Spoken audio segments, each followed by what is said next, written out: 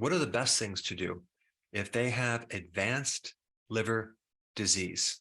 Because if you had the ability to handle the worst case scenario, then you'd be in pretty good shape. Because most people don't have the end stage liver disease. They have some type of stage that's before that. As you may already know, the liver goes through stages.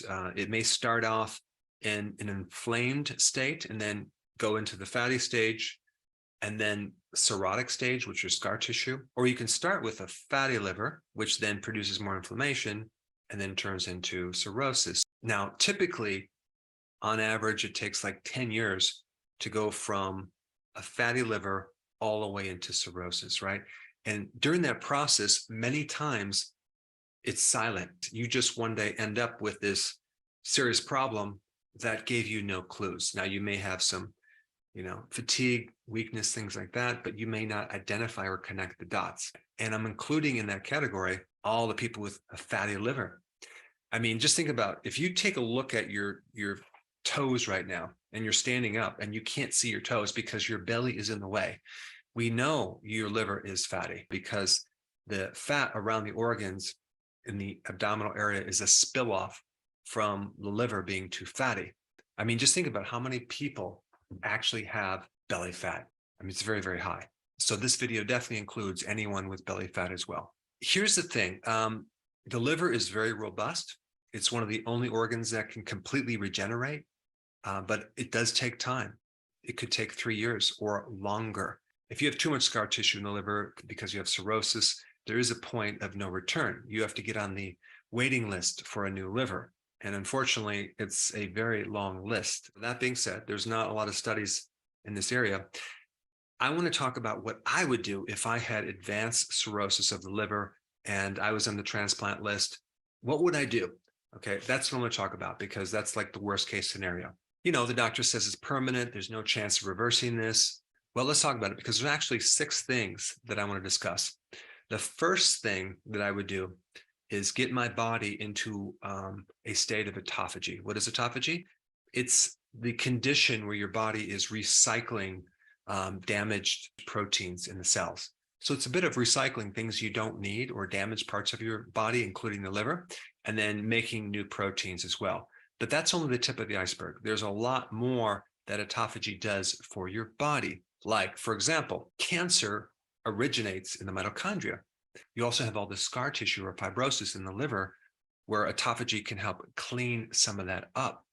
Autophagy also can help get rid of intracellular pathogens like viruses and bacteria and yeast. So it can clean those up as well. I mean, you've heard of the condition hepatitis, right? Well, that involves a virus. So again, autophagy is very, very important in helping your liver. All right, so what can trigger autophagy? The biggest thing is fasting, okay?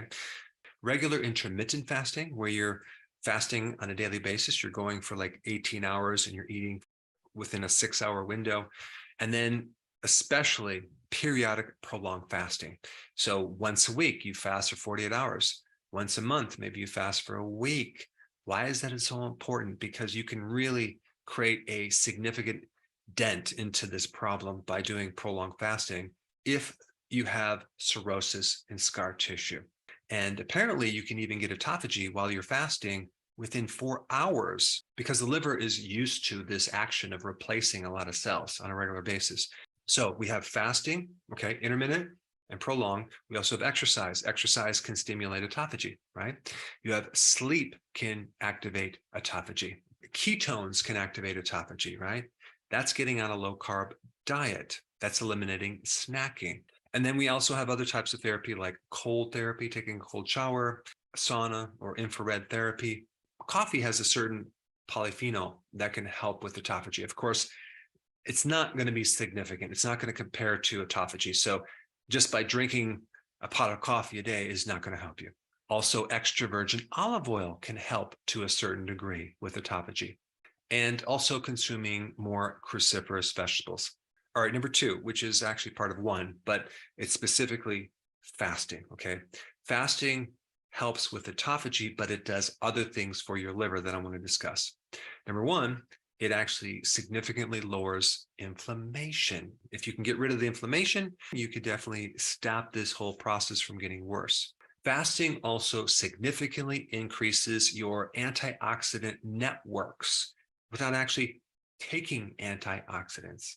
And the other cool thing that fasting will do, it will decrease liver enzymes. Now let's talk about number 3, TUDCA. TUDCA, what is TUDCA? TUDCA is a type of bile salt. It's also been used in Chinese medicine for over 3,000 years, so it's been around for a very long time. But if you actually do research on TUDCA in relationship to liver function, you'll be blown away. First of all, it helps thin the bile, because one of the underlying causes of a liver problem is there's some type of blockage within the bile ducts, and the bile can actually act as a detergent and irritate and even scar the liver. TUDCA also directly decreases fibrosis. TUDCA directly rehabs the hepatocyte, the liver cell. TUDCA also protects the liver cell against certain things like oxidation. And when you take TUDCA, I'm not going to get into necessarily brands, but you want to take 2 on an empty stomach in the morning and 2 in the afternoon on an empty stomach. Because if you take it with food, it tends to act on the food as a bile salt and not on your liver. What's the next thing? Well, you want to induce or trigger phase 1, phase 2 detoxification. This phenomena or enzyme process occurs in your liver where you're turning poisons into harmless particles, okay? So it's converting these fat-soluble chemicals into harmless water-soluble chemicals that get released through the bile ducts and other ways. And so when the liver gets damaged, you don't have this process working at full throttle, and that can back things up, especially poisons, since the liver is constantly breaking down poisons and protecting you, like in sulfur-rich vegetables, like in cruciferous, broccoli, Brussels sprouts, cabbage, arugula, radish, things like that. Green tea is another trigger for phase 1, phase 2 detoxification. And straight sulforaphane, which is the phytonutrient in broccoli sprouts. So if you add broccoli sprouts to your salad, you can greatly help your liver. And the next one on the list is milk thistle. So as you can see, we're really hitting this problem over the head with a sledgehammer, because these are all the most potent things to help your liver. Okay, milk thistle is a very interesting herb. It's this weed that you can consume the seeds. In fact, a lot of people, you have it in their backyard, so you can grab some and grind the seeds and put it on your salad. And it protects the liver against poisons, even poisonous snakes, even poisonous mushrooms. In fact, if you're also on medication on a regular basis, or you know someone who's on medication, have them start taking milk thistle just to reduce some of the side effects. But it basically gives you properties to protect the liver. It also prevents fibrosis. It decreases inflammation. It helps neutralize toxins. It helps decrease liver enzymes, and it regenerates hepatocytes, liver cells.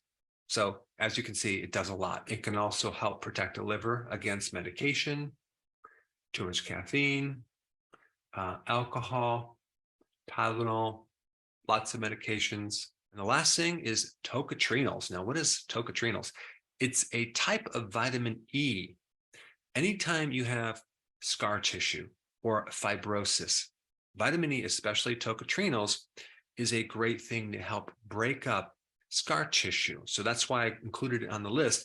Also, it's a very powerful antioxidant to protect against free radical damage, inflammation, and the things that lead to fibrosis. So the 2 things that tocotrienols will do is decrease inflammation and decrease the risk of fibrosis. And if you're going to get tocotrienol, I would make sure you get it as a standalone complex, not added with the tocopherols, because they tend to compete. High iron in your blood can create inflammation and cirrhosis.